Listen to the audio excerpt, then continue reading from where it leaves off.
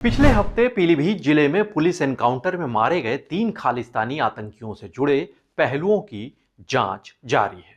इस मामले में सुरक्षा एजेंसियों को लगातार चौंकाने वाली जानकारियां मिल रही हैं। पता चला है कि आतंकियों का हैंडलर लंदन में बैठकर दिशा निर्देश जारी किया करता था, तो वहीं इस नेटवर्क के पाकिस्तान कनेक्शन का भी पता चला है।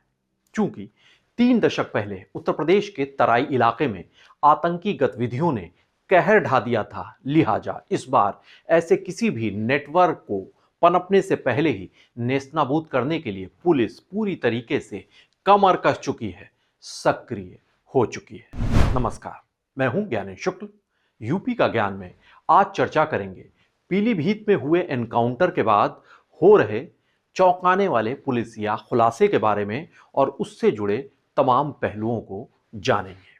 गौरतलब है कि बीते सोमवार 23 दिसंबर को यूपी के पीलीभीत जिले के पूरनपुर कस्बे में हरदोई नहर ब्रांच की पटरी पर पुलिस को 3 संदिग्ध दिखाई दिए थे मोटरसाइकिल सवार। इन्हें रोका गया तो इन्होंने फायरिंग शुरू की।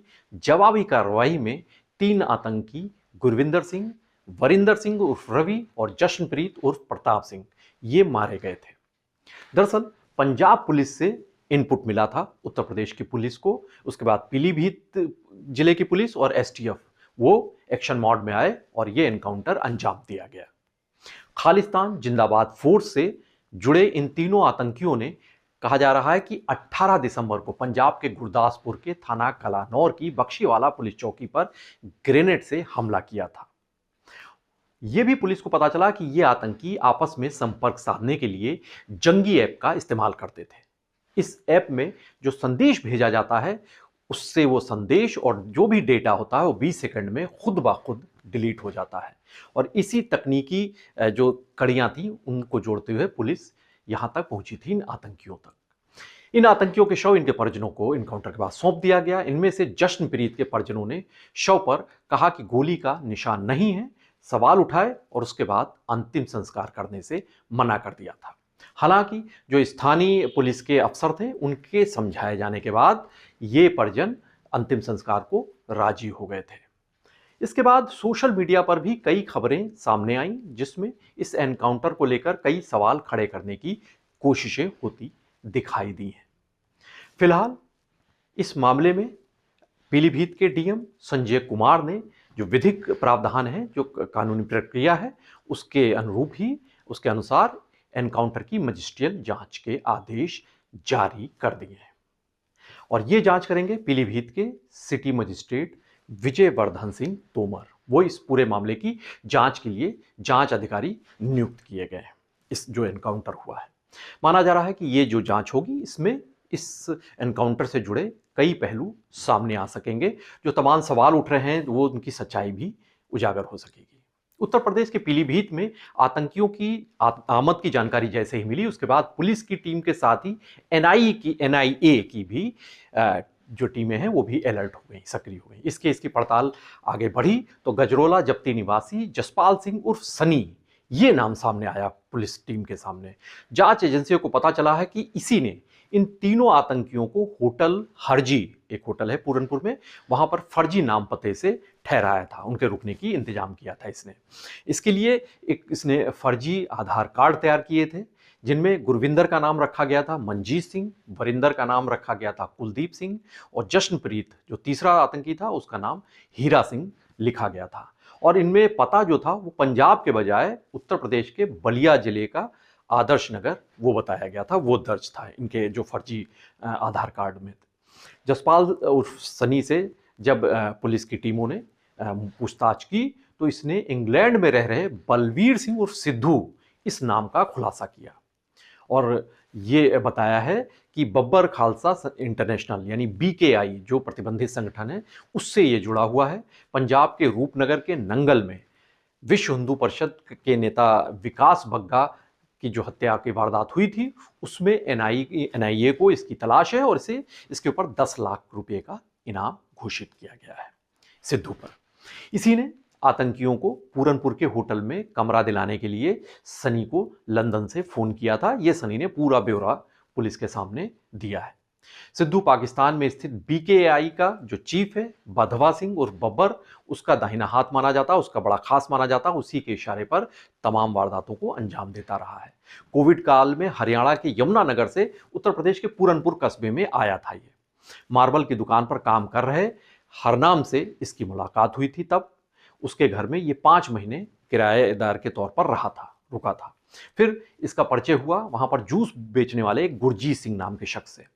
उसी की दुकान पर सतवंत सिंह से इसकी मुलाकात हुई थी। उसके बाद ये सतवंत के घर पर रहने लगा था।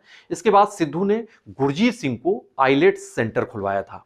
फिर ये पूरे क्षेत्र में जो फर्जी पासपोर्ट का काम होता है उसको अंजाम देने लगा था और इसने कई फर्जी पासपोर्ट तैयार करे थे। पुलिस को भनक भी लग गई थी, लेकिन इसी बीच इसी फर्जी पासपोर्ट का सहारा लेकर ये नेपाल के रास्ते लंदन भाग निकला था और अभी लंदन में रहकर आतंकी गतिविधियों को संचालित करता है। हालांकि इसी बीच एनकाउंटर के बाद एक और घटना हुई जिसने पुलिस महकमे की नींद उड़ा दी है। दरअसल एनकाउंटर के 2 दिन बाद 25 दिसंबर बुधवार को पीलीभीत में एक और लूट की वारदात हुई। यहाँ का एक सुनगढ़ी थाना क्षेत्र है, वहां पर चंदोई हगला मार्ग, वहां पर गुरनाम सिंह नाम का एक शख्स जा रहा था। उसे रोका गया, मोटरसाइकिल सवार 3 लुटेरों ने रोका और उसका मोबाइल छीन लिया।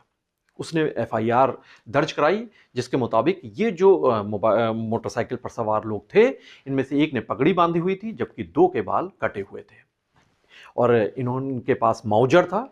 वो उसको दिखाकर धमकाकर उसका मोबाइल छीना और उससे ये कहा कि हमारे 3 आदमी मार दिए गए हैं, बाकी लोग हमारे बिछड़ गए हैं, अब उनको ही ढूंढना है और मोबाइल की हमको खास जरूरत है। ये उन 3 लुटेरों ने ये बात कही इस शख्स से और उसके बाद यूज करके इसको हम तोड़कर फेंक देंगे।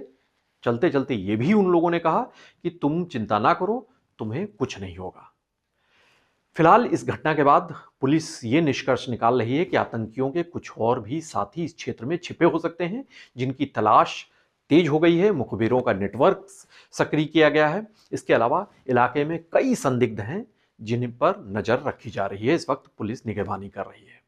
आपको बता दें कि उत्तर प्रदेश के पीलीभीत से सटा जो तराईपुरा इलाका है, इस इलाके में साल 2018 से 2021 के दरमियान प्रतिबंधित खालिस्तानी जो समर्थक संगठन हैं, उनके पक्ष में कई बातें सामने आई थी। उनके सोशल मीडिया पर पोस्ट भी लिखी गई थी। ऐसे कई मामले उजागर हुए थे।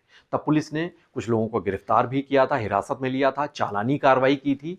तो कई लोगों की काउंसलिंग भी कराई गई थी कि जिससे अतिवादी होने से वो बच सकें।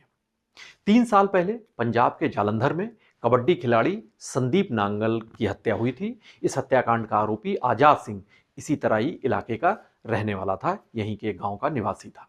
पिछले साल खालिस्तानी समर्थक जो अलगाववादी हैं अमृतपाल सिंह, उन्होंने जिस स्कॉर्पियो का उपयोग किया था वो भी इसी क्षेत्र में एक युवक के नाम पते पर वो दर्ज थी उस आरटीओ कार्यालय में। बीते दिनों स्वर्ण मंदिर में उस परिसर में पंजाब के पूर्व उप मुख्यमंत्री सुखबीर सिंह बादल पर गोली चलाने की घटना हुई थी और रंगे हाथों उसी वक्त दबोचा गया था नारायण सिंह चौड़ा। जब पुलिस ने इससे पूछताछ की थी तो इसने माना था कि उत्तर प्रदेश के लखीमपुर खीरी जिले में इसने हथियार और विस्फोटक सामग्री छिपाकर रखी हुई है। ये जानकारी आपको चौंका देगी कि 90 के दशक में उत्तर प्रदेश का यही जो तराई इलाका है, यह आतंकियों की दहशत से कांप उठा था, दहल उठा था।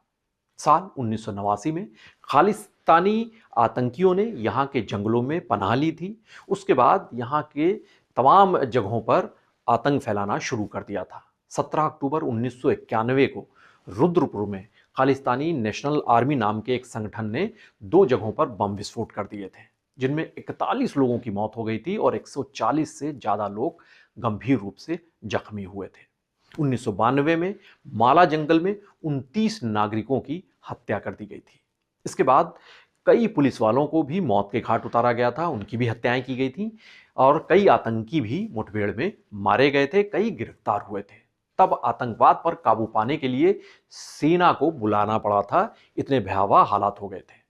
अब पीलीभीत की घटना के बाद लोगों के जहन में उसी काले दौर की खौफनाक यादें ताजा हो गई हैं। तो पुलिस और केंद्रीय खुफिया एजेंसियां भी अलर्ट मोड पर आ गई हैं और इस पूरे मामले में जो भी घटनाक्रम रहेगा उस पर हमारी नजर लगातार बनी रहेगी। आप भी बने रहिए पीटीसी न्यूज उत्तर प्रदेश के साथ। नमस्कार।